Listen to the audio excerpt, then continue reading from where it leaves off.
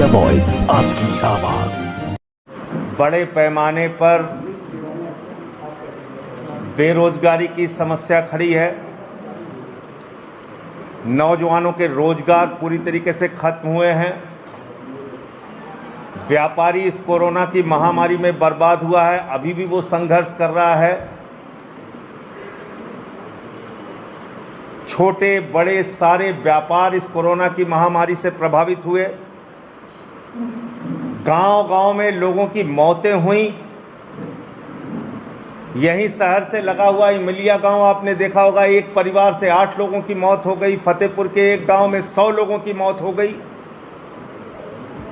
सुल्तानपुर के एक गांव में 93 लोगों की मौत हो गई। और ये कहानी सिर्फ एक जिले एक गांव तक सीमित नहीं है, उत्तर प्रदेश के हजारों गांवों में ये कहानी आपको मिलेगी। हमने देखा कि मरने के बाद लोगों को लकड़ी नसीब नहीं हुई दाह संस्कार के लिए, जिंदा थे तो ऑक्सीजन नसीब नहीं हुई, जांच नसीब नहीं हुई, वेंटिलेटर नसीब नहीं हुआ, ऑक्सीजन का एक सिलेंडर नसीब नहीं हुआ। उस पर बेईमानी और भ्रष्टाचार जरूर हुआ। तीसरी लहर का खतरा पूरी दुनिया आपको बता रही है। दिल्ली की सरकार ने, आदरणीय अरविंद केजरीवाल जी ने तीसरी लहर की तैयारी भी अपनी शुरू कर दी। लेकिन उत्तर प्रदेश में इस वक्त क्या हो रहा है?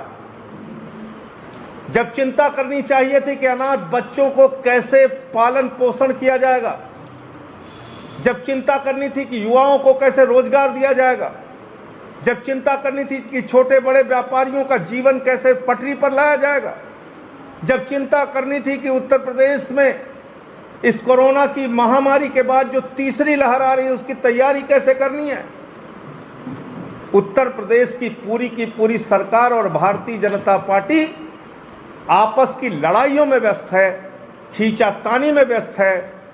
किसकी पार्टी मजबूत है, किसकी पार्टी कमजोर है, आपस में लड़ने भिड़ने, विधायकों की तोड़फोड़, मंत्री कौन बनेगा कौन नहीं, कौन मुख्यमंत्री रहेगा नहीं रहेगा, इसकी पूरी लड़ाई चल रही है भाजपा।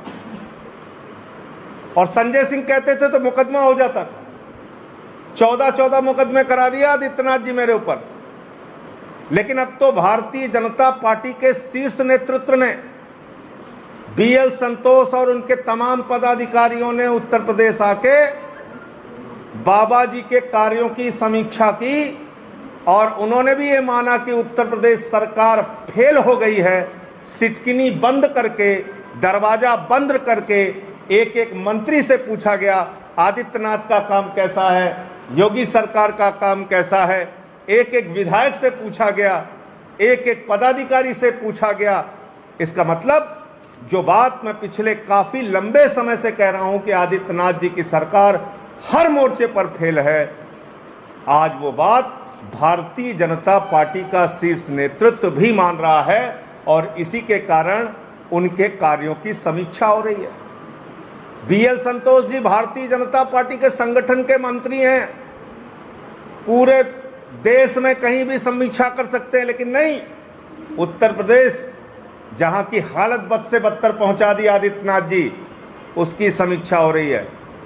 अब तो मैं कहना चाहता हूं, जब मंत्री आपके खिलाफ हैं आदित्यनाथ जी, विधायक आपके खिलाफ हैं, केंद्रीय नेतृत्व भारतीय जनता पार्टी का आपके कार्यों की समीक्षा कर रहा है वो आपके खिलाफ है, तो जब पूरी की पूरी बीजेपी आपके खिलाफ है, उत्तर प्रदेश की जनता आपके खिलाफ है, कोरोना की महामारी से लोग त्रस्त हो चुके हैं, तो अगर जरा सी भी नैतिकता आपके अंदर है तो आप ये पद छोड़ दीजिए, इस्तीफा दे दीजिए अपने पद से, उत्तर प्रदेश पे रहम कीजिए। अब कम से कम जब पूरी पार्टी, विधायक, जनता, सरकार सब मान रही है कि आप किसी काम के नहीं हैं, कोई भी काम आप उत्तर प्रदेश की जनता के लिए नहीं कर पा रहे हैं, तो आप अपना पद छोड़ दीजिए, मुख्यमंत्री के पद से इस्तीफा दे दीजिए। लेकिन ये वक्त है उत्तर प्रदेश को इस महामारी से उबारने का, ये वक्त है उत्तर प्रदेश के लोगों की स्वास्थ्य की चिंता करने का, ये वक्त है इस महामारी में अनाथ हुए बच्चों की चिंता, व्यापार की चिंता, उनके परिवारों की चिंता, जो लोग मारे गए हैं उनकी चिंता करने का। ये आपस की लड़ाई झगड़े में आप उत्तर प्रदेश की जनता का वक्त मत बर्बाद कीजिए। हमने देखा आपने जबरन चुनाव कराया जब कोरोना की महामारी फैली हुई थी, और उसके कारण से कितने प्रधान मर गए, 1600 से ज्यादा शिक्षक मर गए। इस कोरोना की महामारी में चुनाव करा के आपने लोगों के जीवन को न सिर्फ खतरे में डाला, बल्कि ये सरकारी तौर पे प्रायोजित एक हत्या थी, मैं ऐसा मानता हूं। तो इसलिए पहली बात तो ये थी, और दूसरी बात, कल पर्यावरण दिवस है। मैं आज ही आप लोगों को जानकारी दे रहा हूं। नमामि गंगे योजना आप लोगों ने सुनी होगी। उस नमामि गंगे योजना का सच क्या है, मैं काशी में अपने साथियों के साथ दौरा करके आया हूं, और उसका पूरा सच मैं कल पर्यावरण दिवस के दिन आपके सामने रखूंगा कि किस तरीके से गंगा मैया के साथ उत्तर प्रदेश की सरकार और नमामि गंगे के हजारों करोड़ रुपए की योजना को बंदरबाट और भ्रष्टाचार की भेंट चढ़ाया जा रहा है, और गंगा दिन प्रतिदिन मैली से मैली होती जा रही हैं, और इसके पीछे किसी और का नहीं, इस उत्तर प्रदेश की सरकार का सीधा जिम्मा जाता है, जिसने वादा किया था गंगा की सफाई का, जिसने वोट मांगे थे गंगा के नाम पर, जिसने कहा था कि हम गंगा को स्वच्छ और निर्मल बनाएंगे। आज उन्होंने गंगा की हालत क्या की है, ये काशी में मैं देख के आया हूं, और कल विस्तार से इसके वीडियो सहित तमाम प्रमाण मैं आपके सामने रखूंगा कल पर्यावरण दिवस के दिन। आज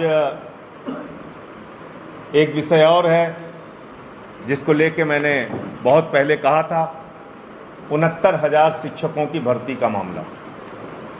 और उस शिक्षक भर्ती में आपने देखा होगा कि बड़े बड़े प्रचार और विज्ञापन आदित्यनाथ जी के द्वारा किए गए। 4 लाख नौकरियां, 4 लाख नौकरियां, और उन 4 लाख नौकरियों में 69,000 शिक्षक जुड़े हुए हैं। उनको अभी तक नियुक्ति नहीं मिली कहीं पे, और एक घोटाला लगा गया। क्या किया इन्होंने? आरक्षण का घोटाला कर दिया।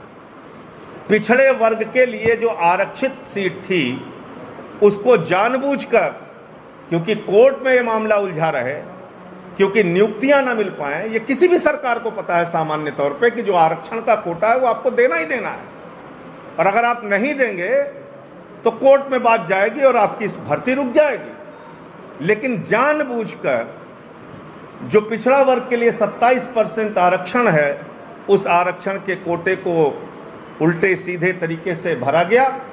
जो कोटा है उसके हिसाब से नौकरियां नहीं दी गई, शिक्षकों की भर्ती नहीं की गई, और इसी के कारण आज एक बड़ा मामला सामने आया है, शिक्षक भर्ती का घोटाला। उस पर सरकार तत्काल निर्णय लेके और 69,000 शिक्षकों की भर्ती उनको करना होगा, और वो उनको करना चाहिए। मैं तो यहाँ तक कह रहा हूँ, पद आपके पास खाली हैं और बढ़ा दीजिए। बहुत पद खाली हैं शिक्षक के, 69,000 की जगह 1 लाख भर्ती कर लीजिए।